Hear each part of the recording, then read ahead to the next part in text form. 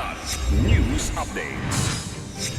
Mga balita ngayon, suspect sa pamamaril sa Puerto Princesa timbog sa hot pursuit ng pulisya. Philippine at Japan armies nagsanib puwersa sa kauna-unahang live fire drills sa Tarlac. 1.5 million pesos na halaga ng peking cooking oil nasabat sa CDO, dalawang suspect timbog. Ako po si Cesar Soriano para ihatid ang nangungunang mga balita sa buong kapuluan. Ngayon, Arestado ang 57 anyos na suspect matapos ang mabilis at tensyonadong hot pursuit operation na nakunan sa video sa Barangay Santa Lourdes, Puerto Princesa City noong May 2. Makikita sa footage ang aktwal na pagpunta ng pulisya sa kinaroroonan ng suspect kasunod ng pamamaril na ikinasugat ng 40 anyos na babae sa Purok Unang Lahi bandang alas 6 ng umaga. Agad rumesponde ang mga tauhan ng Philippine National Police o PNP at isinugod sa ospital ang biktima. Pinangunahan ng Palawan City Police Office ang operasyon na nagresulta sa agarang pagkakaaresto kahit tumanggi ang suspect na magsalita.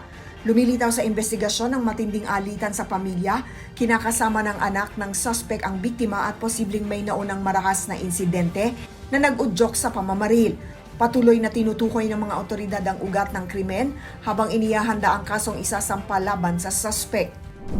Nagmarka ng bagong yugto sa military cooperation ang pinagsanib na live fire exercise ng Philippine Army at Japan Ground Self-Defense Force o JGSDF sa Capas Tarlac noong May 1 hanggang 2 bilang bahagi ng exercise sa Lacnib 2026.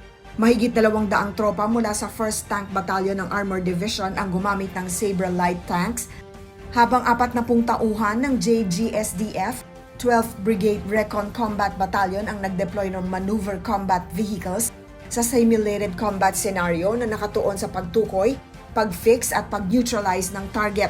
Nauna rito, nagkaroon ng subject matter expert exchange ang dalawang hukbo upang palakasin ang taktikal na koordinasyon at kaalaman sa armored warfare.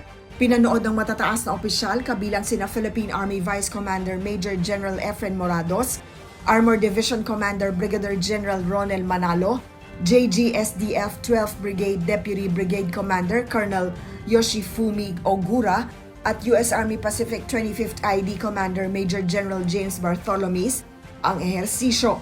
Layunin nitong palakasin ang interoperability at kahandaan sa external defense operations. Arestadong dalawang individual matapos masamsam ang mahigit 1.5 million pesos na halaga ng umano'y peking cooking oil sa Cagayan de Oro City noong April 30 ayon sa Criminal Investigation and Detection Group o CIDG. Walang rehistro at walang approval mula sa Food and Drug Administration o FDA ang mga produktong ibinebenta kaya malinaw na labag sa batas at banta sa kalusugan. Ayon kay Police Major General Robert Morico, CIDG Director, hindi lang produkto ang target kundi pati ang mga nasa likod ng iligal na bentahan. Ipinaliwanag ng CIDG na hindi dumaan sa safety testing ang mga cooking oil, walang katiyakan ng kalidad at posibleng makasama sa consumer. Pinayuhan ng publiko na tiyaking may FDA registration ang binibili, umiwas sa murang walang label at i-report ang kahinahinalang bentahan. Para sa Kidlat News Channel, ako si Rosalyn Sinchonko, nag-uulat.